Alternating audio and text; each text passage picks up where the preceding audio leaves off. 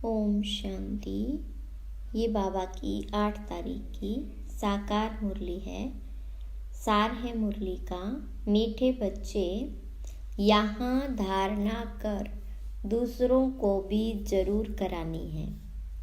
पास होने के लिए माँ बाप समान बनना है। जो सुनते हो वह सुनाना भी है। प्रश्न: बच्चों में कौन सी शुभ कामना उत्पन्न होना भी अच्छे पुरुषार्थ की निशानी है? तो बाबा ने कहा, बच्चों में यदि यह शुभ कामना रहती है कि हम माता पिता को फॉलो कर गद्दी पर बैठेंगे, तो यह भी बहुत अच्छी हिम्मत है। जो कहते हैं बाबा हम तो पूरा इम्तिहान पास करेंगे, यह भी शुभ बोलते हैं। इसके लिए जरूर पुरुषार्थ भी इतना तीव्र करना है। गीत है, हमारे तीर्थ न्यारे हैं। ओम शांति। अब यहाँ पाप आत्माएं तो सभी है, पुण्य आत्माएं होती ही है स्वर्ग में। यह है पाप आत्माओं की दुनिया। यहाँ है अजामिल जैसी पाप आत्माएं, और वह है स्वर्ग के देवताओं की पुण्य आत्माओं की दुनिया।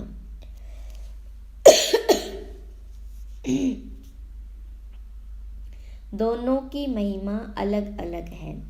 हर एक जो ब्राह्मण है वह अपने इस जन्म की जीवन कहानी बाबा पास लिख भेजते हैं कि इतने पाप किए हैं। बाबा के पास सबकी जीवन कहानी है।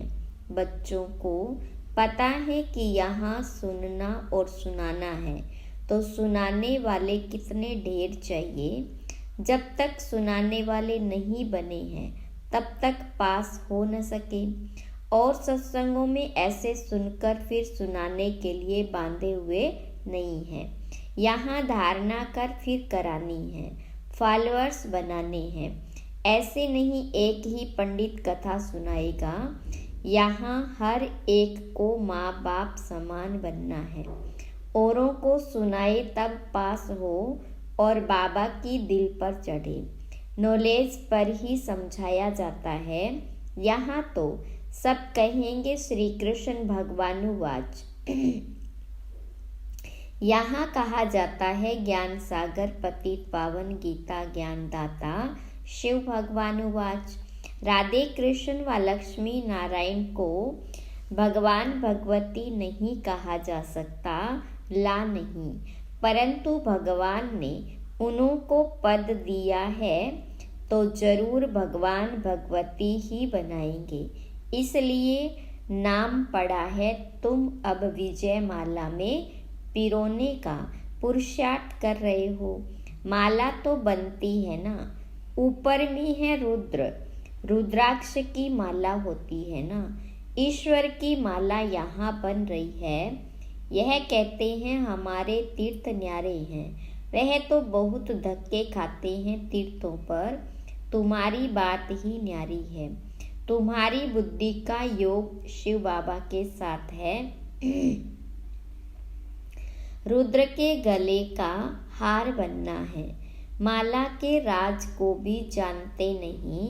ऊपर में है शिव बाबा फूल, फिर है जगत अम्बा, जगत पिता और उनकी 108 वंशावली।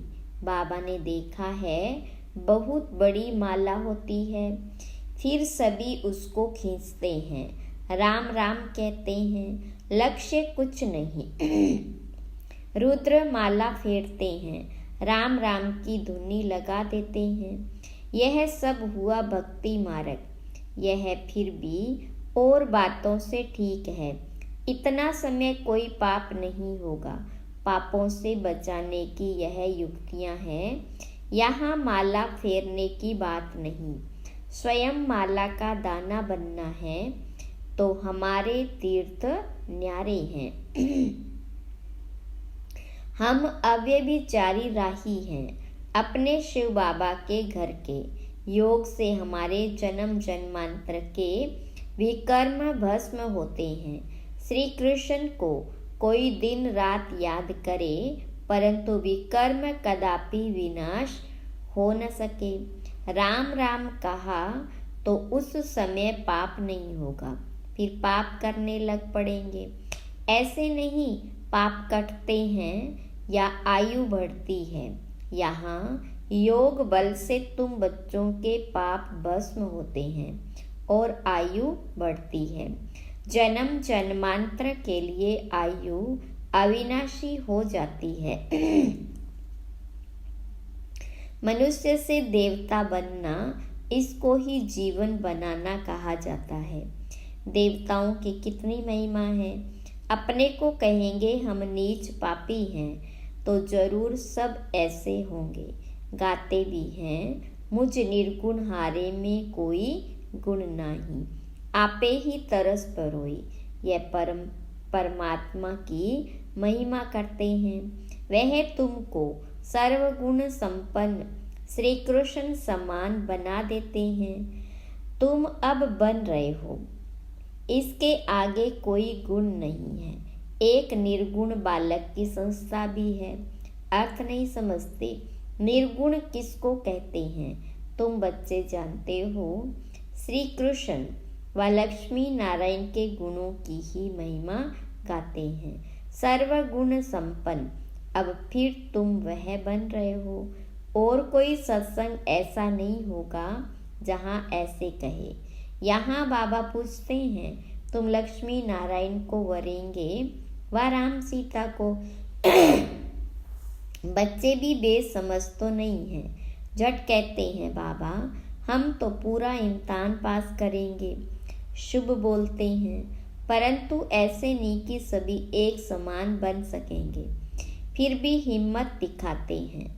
मम्मा बाबा है शिव बाबा के मुरब्बी बच्चे, हम उनको पूरा फॉलो कर गद्दी पर बैठेंगे। यह शुभ कामना अच्छी है, फिर इतना पुरुषार्थ करना चाहिए। इस समय का पुरुषार्थ कल्प कल्प का बन जाएगा, गारंटी हो जाएगी। अब के पुरुषार्थ से पता पड़ेगा कि कल्प पहले भी ऐसे किया था। कल्प कल्प ऐसा पुरुषार्थ चलेगा। जब इम्तिहान होने का समय होता है तो पता पड़ जाता है हम कहाँ तक पास होंगे। टीचर को तो झट पता लग जाता है। यह है नर से नारायण बनने की गीता पाठशाला। और गीता पाठशालाओं में ऐसे कभी नहीं कहेंगे कि हम नर से नारायण बनने आए हैं। ना टीचर ही कह सकते हैं कि मैं नर से नारायण बनाऊंगा। पहले तो टीचर को नशा चाहिए कि मैं भी नर से नारायण बनूंगा। गीता के प्रवचन करने वाले तो ढेर होंगे, परंतु कहाँ भी ऐसे नहीं कहेंगे कि हम शिव बाबा द्वारा पढ़ते हैं। वो तो मनुष्यों द्वारा पढ़ते हैं। तुम तो जानते हो, ऊंचते ऊंच है परमपिता परमात्मा शिव, जो ही स्वर्ग का रचयिता नॉलेजफुल है, वही आकर पतितों को पावन बनाते हैं। गुरु नानक ने भी उनकी महिमा गाई है। जप साहेब को तो सुख मिले। अब तुम जानते हो, ऊंचे ते ऊंचा सच्चा साहिब वह है। वह खुद कहते, मुझ बाप को याद करो। मैं तुम्हें सच्ची अमर कथा तीजरी की कथा सुनाता हूँ। तो यह नॉलेज है, तीसरा नेत्र मिलने की व नर से नारायण बनने की। हे पार्वतियाँ, मैं अमरनाथ तुमको अमर कथा सुना रहा हूँ। ऊंचे से ऊंचा शिव बाबा है, फिर ब्रह्मा विष्णु शंकर, फिर स्वर्ग में लक्ष्मी नारायण, फिर चंद्रवंशी नंबरवार चले आओ। समय भी सतो रजो तमो होता है। यह बातें कोई भी नहीं जानते। बाबा बहुत गुह्य बातें सुना रहे हैं। आत्मा में अविनाशी पार्ट है। एक एक जन्म का पार्ट भरा हुआ है। वह कभी विनाश को नहीं पाता। बाबा कहते, मेरा पार्ट भरा हुआ है। तुम सुख धाम में रहते हो तो हम शांति धाम में हैं। सुख और दुख तुम्हारे नसीब में है। सुख और दुख में कितने कितने जन्म मिलते हैं वह भी समझा दिया है। मैं तुम्हारा निष्कामी बाप हूँ, तुम सबको स्वर्ग का मालिक बनाता हूँ। अगर मैं भी पतित बनूं तो तुमको पावन कौन बनाए? सभी की पुकार कौन सुने? पतित पावन किसको कहें? यह बाबा समझाते हैं। कोई गीता पाठी ऐसे नहीं समझा सकते। वो तो त्रिलोकी का अर्थ भिन्न भिन्न प्रकार से करते हैं। मनुष्य कहते हैं वेद शास्त्रों से भगवान से मिलने का रास्ता मिलता है। बाबा कहते यह सब शास्त्र है भक्ति मार्ग के लिए, ज्ञान मार्ग वालों के लिए शास्त्र नहीं है। ज्ञान सुनाने वाला ज्ञान सागर मैं हूँ, बाकी सब है भक्ति मार्ग की सामग्री। मैं ही आकर इस ज्ञान से सर्व को सद्गति देता हूँ। वह तो समझते हैं बुदबुदा पानी से निकल फिर समा जाता है, परंतु मिलने की तो बात ही नहीं। आत्मा इमॉर्टल है, वह कभी जलती कटती घटती नहीं। बाबा इन सभी बातों की समझानी देते हैं। तुम बच्चों को पैर से चोटी तक खुशी रहनी चाहिए। हम योग बल से विश्व के मालिक बन रहे हैं। यह खुशी भी नंबरवार है, एक रस हो नहीं सकती। इम्तिहान भल एक ही है, परंतु पास भी कर सके ना। राजधानी स्थापन हो रही है, उसका प्लान बता देते। सूर्यवंशी में इतनी गद्दी, चंद्रवंशी में इतनी गद्दी। जो नापास होते हैं वह है दास दासी। दास दासियों से फिर नंबरवार राजा रानी बनते हैं। अनपढ़े अंत में पद पाते हैं। बाबा समझाते तो बहुत हैं, कुछ भी न समझो तो पूछ सकते हो। विवेक कहता है नहीं तो वह कहाँ जन्म लेते, वहाँ भी कोई कम सुख है क्या? बड़ा मान रहता है, बड़े महलों के अंदर रहते हैं, बड़े बड़े बगीचे होते हैं, वहाँ 2-3 मंजिल बनाने की दरकार नहीं रहती। जमीन बहुत पड़ी रहती है, पैसे की कमी नहीं, बड़ा शौक रहता है बनाने का। जैसे यहाँ मनुष्यों को शौक रहता है ना। न्यू दिल्ली बनाई तो वह समझते यह नया भारत है। वास्तव में तो नया भारत स्वर्ग को, पुराना भारत नरक को कहा जाता है। वहाँ जितना जिसको चाहिए होगा तो सब ड्रामा अनुसार महल आदि जो कल्प पहले बनाए होंगे वही बनेंगे।